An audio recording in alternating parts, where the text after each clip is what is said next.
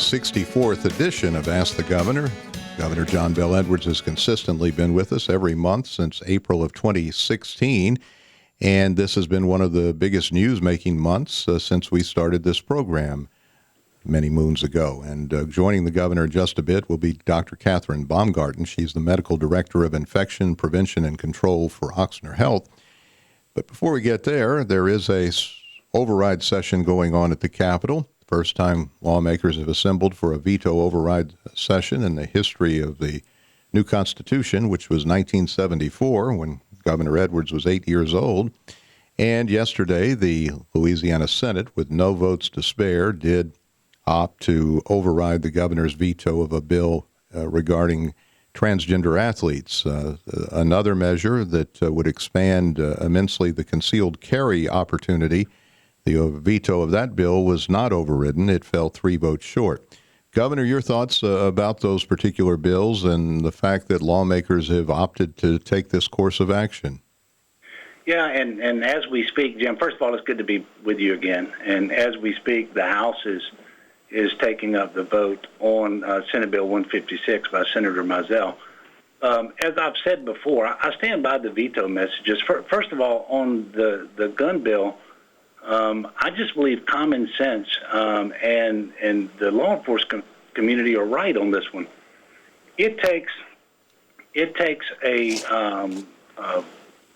fair amount of training for someone to be able to handle a weapon appropriately, and if you're going to carry it concealed, you need to be able to have a permit that shows that you've had some training, and that you have a background check, that you know that you have affirmative obligation under law to tell a law enforcement officer that you're carrying a concealed weapon when you have an interaction with them. And so it just makes sense, and I believe it's the right thing to do for public safety, and I was gratified that the Senate did not override the veto. And on the other bill, the Senate bill by Senator Mizell, quite frankly, there has never been a case in Louisiana, and the rules don't allow it, for trans girls to play sports in the manner that's been depicted. And so there is no problem to be solved on the one hand, absolutely none. On the other, if you pass the bill to prohibit what isn't happening, we've been told by the NCAA and others that we put at serious risk things like championship events, like the Final Four, like that we have in March of 2022, by the way, and the football championship that we have every 4 years. And then that's not to mention the NFL and the NBA and other things with conventions. And as you're coming out of a pandemic and you're trying to restart your economy, especially your tourism economy, which is the last part of our economy to really get going again, the last thing I think you want to do is to lose those major events in exchange for a bill that doesn't change anything on the ground in Louisiana. It just simply isn't happening. And so I know the author was well-meaning. She believes that what she's doing, I think, is required to support fairness in women's sports.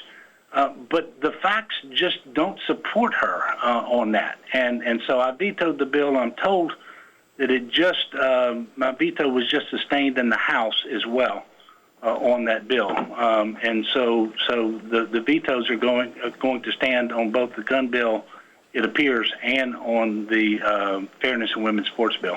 All right. Well, that would mean that it's unlikely, possible but unlikely, that 26 other vetoes will be weighed, and it means that lawmakers came back to the Capitol and if things don't change, left empty-handed. Your thoughts about just the whole veto session as a whole and whether it was a worthwhile endeavor? Well, obviously, no governor ever wants to have a veto session, but at the end of the day, I didn't veto any bills that I thought were in the best interest of the state of Louisiana. If I'd have felt that, I wouldn't have vetoed them. And there were serious issues with just a number of bills. Look, it's part of the process. The legislature gets to decide at the end of every session whether they want to come back in a veto override session. unfortunately, this and it only takes a majority to do that in the House and the Senate. Unfortunately, they decided to do that in this case. But as you know, to override a veto, it takes a 2/3 vote. And so there's a big difference between a simple majority and a 2/3. And so, there's still other House bills that can be considered. I think the House just recessed. I don't know whether they're going to bring them up. I suspect the votes will be the same. But it's part of the process. I don't take any of this personally. I'm going to continue to work as hard as I can with Republicans and Democrats, House and Senate, to keep recovering from COVID, advancing our economy, moving our state forward. And I will tell you, one of the things that I regret most about what's happening this week is the conversation is not about COVID right now, and we are in our fourth surge. And that's why we have Dr. Baumgarten Dr. Baumgarten on today. I want to tell you that I am very concerned about where we are. We added almost 5,400 new cases today. And there have been very few days where we added that many cases. And as best we can tell, Jim, 94% of the cases that we're seeing are among the unvaccinated. And so I do hope we will spend the lion's share of our time on that, because that's the most important thing going on in our state, in our country, and in our world today. Well, we will cover a lot of ground, and listeners, of course, have questions on various topics that we will receive. And in a moment, we will hear from Dr. Catherine Baumgarten. We're about to go to a break, Governor, but what about the fact that we still have a number of people in our state who are not vaccinated? Yeah, look, we're not unique in that respect, and it is a personal choice. We know that, and we know that most people who remain unvaccinated are going to look to their friends, relatives, pastors, and doctors. And so I'm asking them to reach out and get the best information and make the choice to be vaccinated. Governor John Bel Edwards with us for the 64th consecutive month. Moments ago, the Louisiana House amassed 68 votes to override the governor's veto on a bill banning transgender athletes from girls' sports. That was 2 votes shy of what was necessary to override the veto. So as of now, it appears that lawmakers will have come and gone at the Capitol and nothing has changed.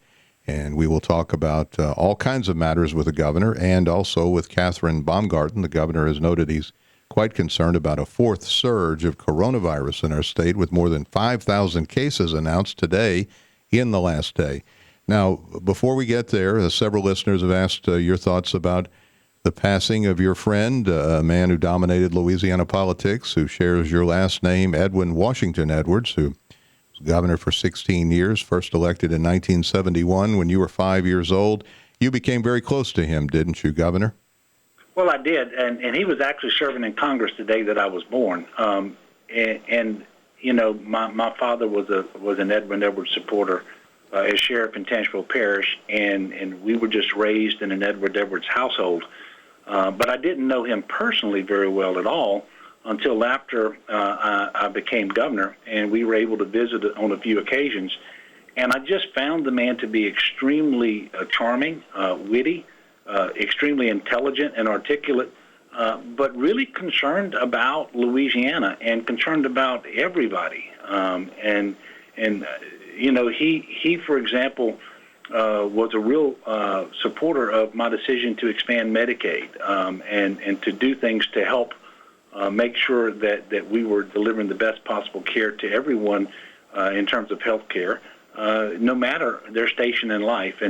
And so he was just the most considerate person. I was able to speak to him on the phone, had a number of visits and so forth. And, he was nice enough to say, hey, fella, you're messing up. What he would say is, John Bell, you're the governor, I'm not, but you might want to consider doing this. But if you don't do it, understand that there's probably something that I don't. So that's the way he would approach things with me. And I just really appreciated the opportunity to get to know him. I suspect we will never have another 4-term governor. And so he won't just be the first and only. I suspect he'll be the last 4-term governor for the state of Louisiana. He was a month shy of his 94th birthday, and his mind was sharp right till the end. Absolutely. I was very fortunate to be able to visit with him several weeks ago at his house. We had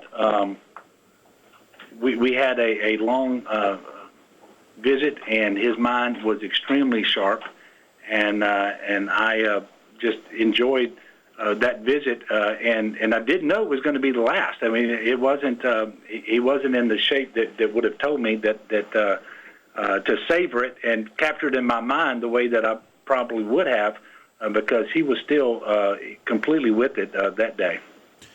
877-217-5757 for Governor John Bel Edwards. We're joined now by Dr. Catherine Baumgarten. And Dr. Baumgarten is an authority on what we're facing right now, which is, as the governor stated, a fourth surge of coronavirus, COVID-19. Dr. Baumgarten, is Medical Director of Infection Prevention and Control for Ochsner Health. And good afternoon to you, Doctor. Hi, good afternoon. Thanks so much for having me today. Your thoughts about where we are right now? Well, as the governor mentioned, we had the highest cases reported yesterday. It's the third highest since COVID began in the state of Louisiana, close to 5,400 cases. So, of course, we're concerned about that. I think even more sobering is that we've had over 10,800 deaths in Louisiana. And we talk about these deaths often. We talk about the numbers often, but I think what we need to remember is these aren't just numbers, these are people. These are people of our community. They're our family members. They're our neighbors. They've been my patients. They've been patients in our hospitals since COVID began. And so it's good to talk about those numbers, but what's even more important is to remember that these are individuals that have been loved and that are missed. As the governor stated, 94% of the cases that we're seeing are in unvaccinated patients, and then 97% of the deaths in Louisiana are in unvaccinated patients. So it's really important to get the vaccine. We know that it works. We know that it saves lives, and we want to be sure that we're doing that. We've been talking about this now for well over a year, as far as the importance first of a vaccine if it came, and then it came, and surprisingly, many people opted out. Is there misinformation that you're having to combat in order to convince people to get vaccinated? So I think everybody has heard about the Attorney General of the United States, who mentioned a few days ago about misinformation and how that has led to people foregoing vaccination, when we know that the data shows and the scientific evidence shows that these vaccines are very safe and very effective. We've used vaccines for years to combat infectious diseases and prevent things like measles, like polio. And so these vaccines and the prevention of disease are not new to the United States or to the world. And so we want to make sure that we're addressing that misinformation and that we're talking to people individually and addressing their concerns and making sure that they know to go to the data. I think that one of the things that we want to talk about is making sure that people that perhaps know somebody that maybe was a little bit hesitant to get the vaccine but then ended up getting it, to have those people that did undergo vaccination maybe reach out to others and talk to others about why they're hesitant, or perhaps why they're not pursuing getting vaccinated, or what are their concerns, so that we can address them and so that they can feel more comfortable in getting the vaccine. And I think a lot of times, I think my concern is right now is that people that have not gotten vaccinated, maybe they just haven't had the time or the opportunity. We're trying to make those opportunities available to them as much as possible. We're going to malls. We have buses that we have set up. We have a mobile unit to give vaccines. We have vaccinations at the airports. We're going to people's churches, to their areas of shopping. We're trying to do everything we can to get the vaccine easily accessible to the residents of Louisiana and to our community. But I think the other thing that I'm concerned about is it seems like it's an emotional response now, almost like people have kind of come down on one side or another about vaccination and kind of dug their heels in. And I think that people need to be open to perhaps considering the data, to consider listening to others, to consider taking action, to consider doing what's best for the community, and to be open to seeing what other people are going through, what other people are challenged with, and being open to perhaps changing their views, and to talking to others and getting that information from the proper sources. Many of our physicians have taken the vaccine and are happy to talk with others and talk with people about why it's important to get that vaccine. As you know, with this surge, all of our indicators show that we are having a surge, and that surge is starting in Louisiana. We're seeing increased cases. We're seeing increased numbers of illness. We're seeing increased numbers in our hospital, over fourfold increase over the past 4 weeks in our hospitals. And so it's really important that we do what we can to prevent people from getting sick, to prevent people from dying. Again, there is a story. Go ahead. I'm sorry, go ahead. Finish up. Go ahead. There is a story I'd like to share of, we have a younger woman in our hospital currently in the ICU, and she has COVID, and she has multiple children. And her husband actually was a little reluctant to get the vaccine.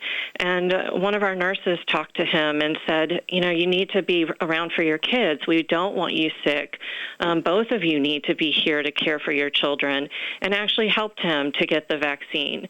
So, each one of these vaccines matter. Each one of them is important. And if we can do something simple to improve vaccines and prevent death across our state, across our communities, we need to do that.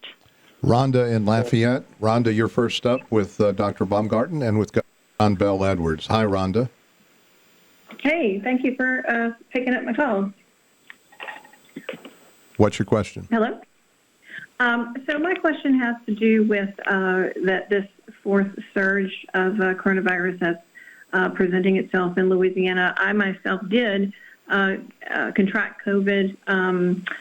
I have multiple sclerosis. I was fortunate enough to have monoclonal antibodies out here in Lafayette. And in particular, we have had a very hard time convincing folks to appreciate this illness and to now appreciate the vaccine.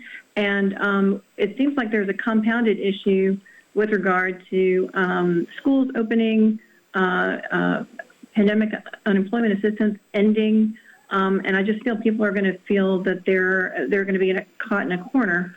I just don't know where we're going to go in Louisiana with regard to these peripheral issues and, of course, the direct issue with this sort of standstill in the vaccination. Governor, would you respond to Rhonda in Lafayette? Yeah, Rhonda, thank you very much for the question. So obviously, the single most important thing is to increase vaccinations. And the good news is that every day we are doing several thousand vaccinations. Now, we want to do more. And so we're not at a standstill, but we do need to increase it. I think it will help when the Food and Drug Administration gives full licensure or authorization to one or more of the vaccines. I think that will help. I think making sure that people understand that the way they protect themselves, their family, and especially their children who are under 12 who cannot be vaccinated is to be vaccinated. That's how we reduce transmission. And I want to remind everyone that the recommendation from the CDC and from this office and the Department of Health here in Louisiana is that if you are unvaccinated, you really need to have a mask on. And if you are vaccinated now, and especially if you're going to be indoors and you're older or you have a comorbid health condition, you too may want to choose to be vaccinated because while you're at low risk for infection, you're not at no risk because the effectiveness of the vaccine was never 100%. But it is a very safe and effective vaccine, as evidenced by the fact that we virtually have no cases among residents in our nursing homes, and they've achieved an 85% vaccination rate, and by the fact that 94% of our cases today are among the unvaccinated. But you make a great point, Rhonda. Allison in New Orleans. Allison, you're on Ask the Governor. Hi there.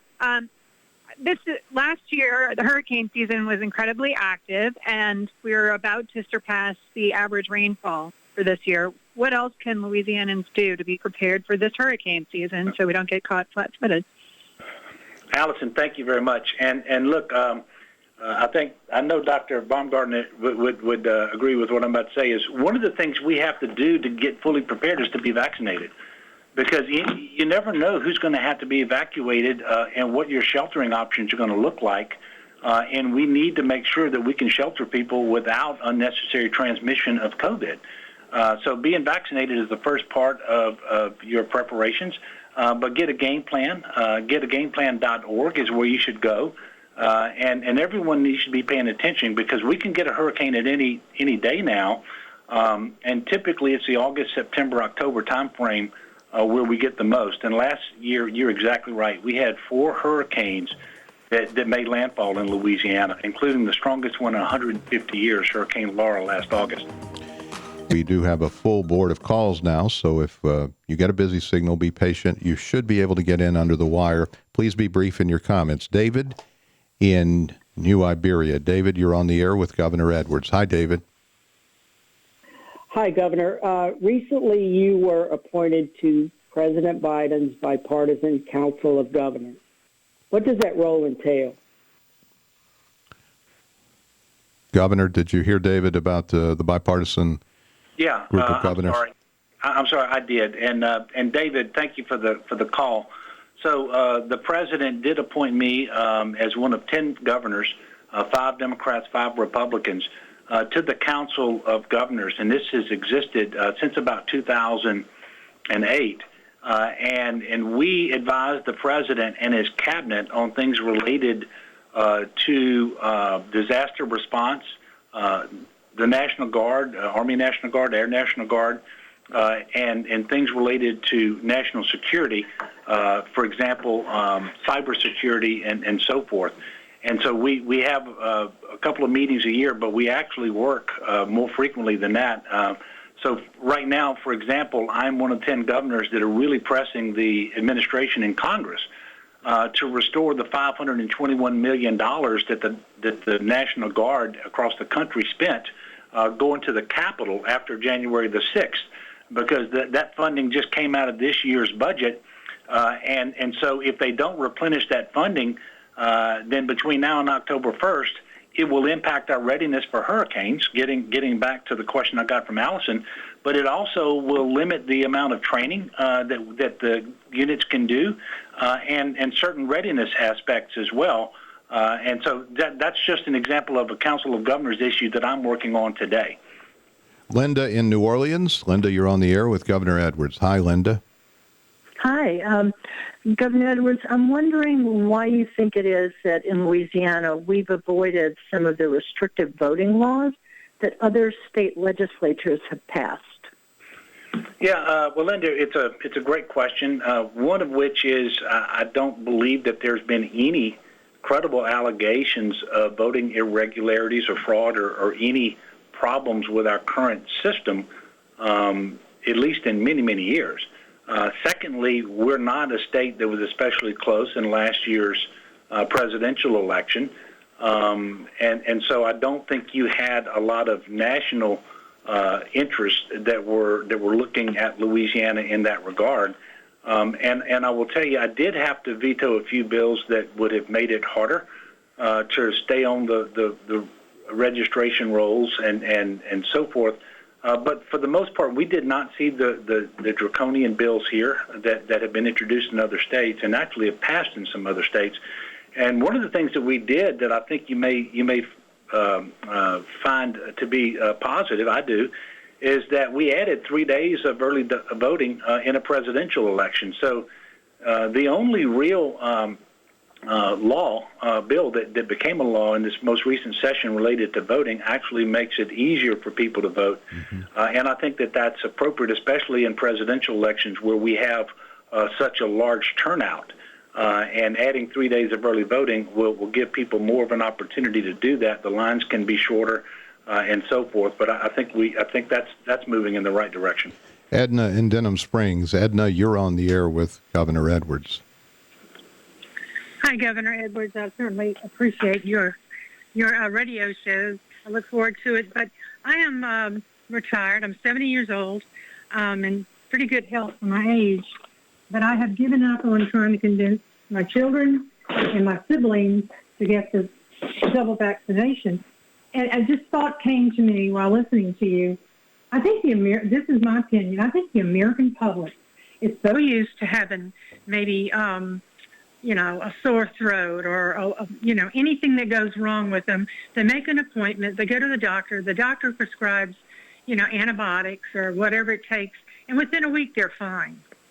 And I'm wondering if these people are under the impression that if they start to get sick with COVID and they haven't been vaccinated, like you said, 97% of the people are unvaccinated that go to the hospital. Myself, having gone to 3 funerals for people that died, was not vaccinated. It was an eye-opener for me. I'm masked and I'm double vaccinated, and I don't know if Americans are so used to quick fixes. Yeah, thank you, Edna, for the call. And one of the troubling things here, and I think Dr. Baumgarten can verify this, is that despite all of the efforts that have been made on therapeutics to treat someone once they get COVID, other than an infusion, a monoclonal antibody infusion at the very onset of symptoms, and if you don't get it early, it's not going to be helpful. There really aren't effective therapeutics. What we have is an effective vaccine. And so getting people to focus on that is incredibly important. And to get back to your original question, I really think that making sure that every single doctor-patient encounter, I don't care whether you're getting a blister checked on or you've been admitted to a hospital or you're being discharged from a hospital, we need to have every doctor-patient encounter include a conversation about the vaccine, and then make it as easy as possible for people to be vaccinated if at that point they agree to be vaccinated. But I would be interested in knowing what Catherine would say about that question. Doctor? Yes, I completely agree with Governor Edwards. Every time we have that opportunity to talk to people, we need to be bringing up the conversation about vaccines. And we bring it up, not just infectious disease doctors, but every single doctor with every single encounter and provider, healthcare provider, should be having this discussion with people when they are in their office or reach them through other mechanisms as well. We are trying to do WebExes, Facebook Lives, other ways to reach people. I'd be interested to know what is driving your family, Edna, to really preclude themselves from getting the vaccine. But, we really are trying to address concerns one-on-one now. We're trying to get vaccines to people one-on-one wherever they are, and we're making our best effort to do so. It's still, I think, important that we counter misinformation with correct information, and I would say driving that message home. You've been to 3 funerals. That must have affected you, your family, people that you know. And we are still seeing people in the hospital. And Governor Edwards mentioned we have treatments, but they don't always work to prevent hospitalizations, to prevent death. And so we are still seeing people die in our hospitals. The other thing that's happening is because we're seeing a surge, again, is that in our hospitals we are taking care of patients that need care for other reasons, diabetes, stroke, heart attacks, those sort of things that happen to everybody each and every day in our community. But because we have the large number and surge amount of COVID patients on top of that, our hospital staff becomes stretched. And so we're taking care of patients with COVID in addition to those that need routine and regular care. Nick in Lake Charles. Nick, you're on with Governor Edwards and Dr. Baumgarten. Hi, Nick. Hi, thanks, Governor Edwards, for your time. I'd like to hear your thoughts about some of the frustrations that Mayor Hunter over in Lake Charles has been expressing recently about his failure to receive any sort of supplemental federal aid for all. All right, what about the 4 storms, catastrophes that have hit Lake Charles and the dearth of federal aid that Mayor Hunter has been expressing concern about, Governor? Yeah, and I'm very concerned about that, too. When I saw Nick was calling in from Lake Charles, I thought maybe it was Nick Hunter. But obviously, we are doing everything we can as a state to support the recovery efforts. FEMA has been there since day one and has done good work. But what we need now is the Community Development Block Grant funding for disaster recovery. That's how we go in and mitigate against future storms. But more importantly, that's how we go in and get people back into permanent housing, which is the single most important thing. We've demonstrated $3 billion worth of unmet need. We've had conversations with everyone in our congressional delegation, everyone at the White House, and in the House and the Senate, in Congress, Republican and Democrat, and very disappointed, quite frankly, that we don't have a disaster appropriation yet. I believe that there is a reasonable chance that we will get one in the month of August, which was certainly better late than never, but that's a full year after the storm. And, of course, we don't yet have it. But we're working very hard. I spoke to United States Senator just yesterday about this very topic.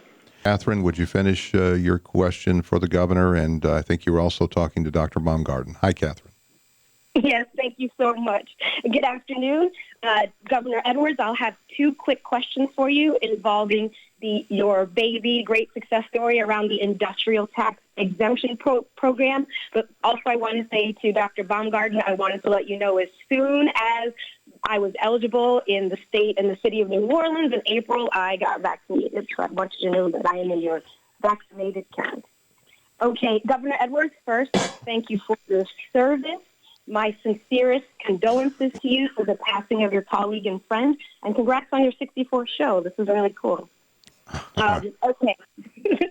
So do you mind sharing with me, Governor Edwards, what is one of your favorite success stories of increasing manufacturing jobs here in Louisiana? All right. What about generating jobs? Yeah, well, and I think she was talking about the ITAP. So the industrial tax exemption program operated for many years before I became governor as a flat 100% exemption for 100 years. It wasn't tied to job creation. It's an exemption from property taxes. The state doesn't get any property taxes. Local governments do, and yet they had no seat at the table. And so it was really important for me to rein that program in and right-size it. It's now an 80% exemption maximum for 2 5-year terms, and you have to qualify for both of those 5-year terms.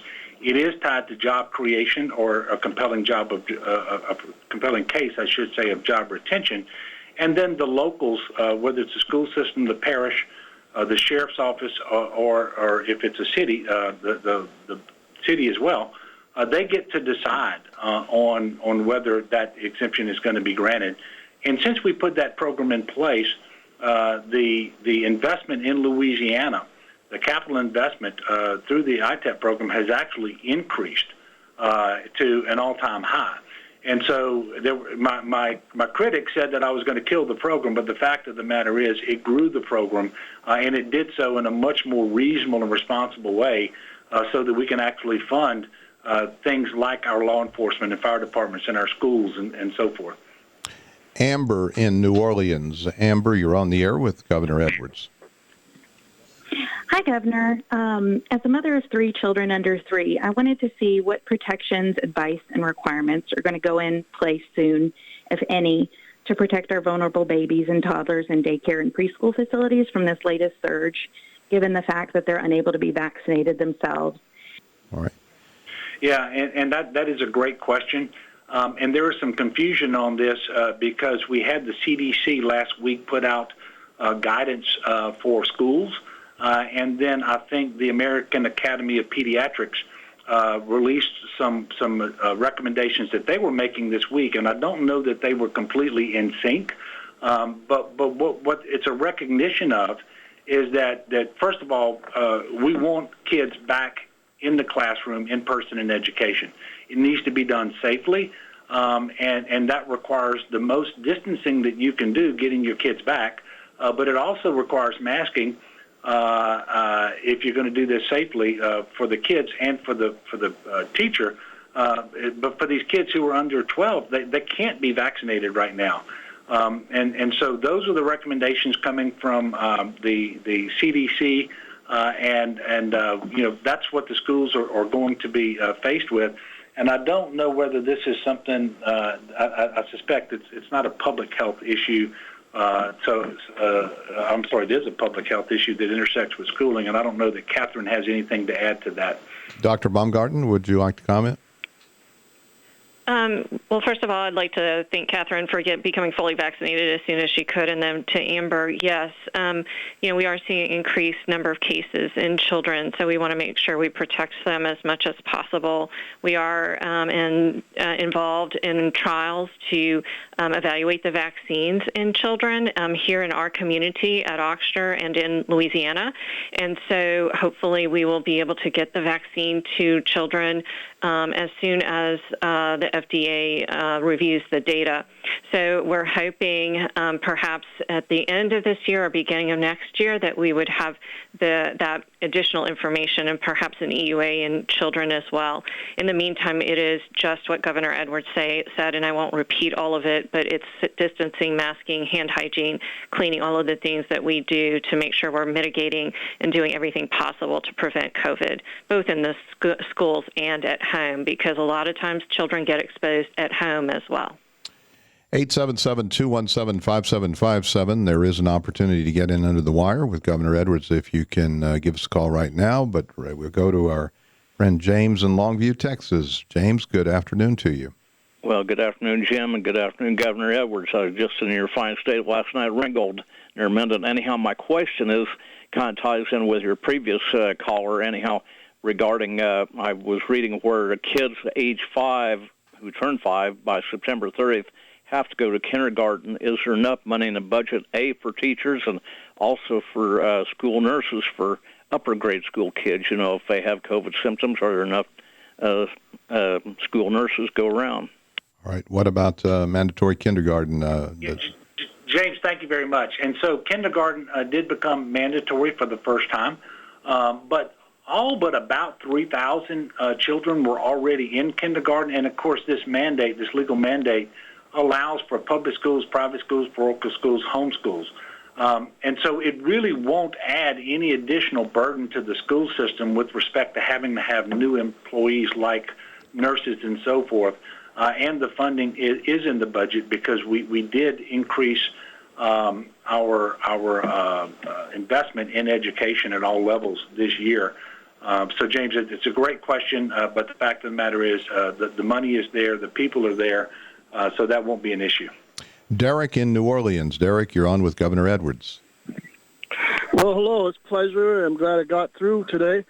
I'm not a Democrat, but I mostly vote Democrat. I don't think I've ever voted for Republican. And I am independent, but I really seriously am considering joining the party. And I'm also an Army veteran. And I appreciate your service to country, and that's one of the reasons I trusted in you to be the governor of this state. And, in fact, I was at your celebration party in Baton Rouge when you won. All right, Governor. Well, first of all, thank you, Derek. I appreciate that. And more than anything else, I appreciate your service to the country in uniform. These days, right around 1% of the population of our country chooses to serve in uniform. And it's critically important that happen so that we can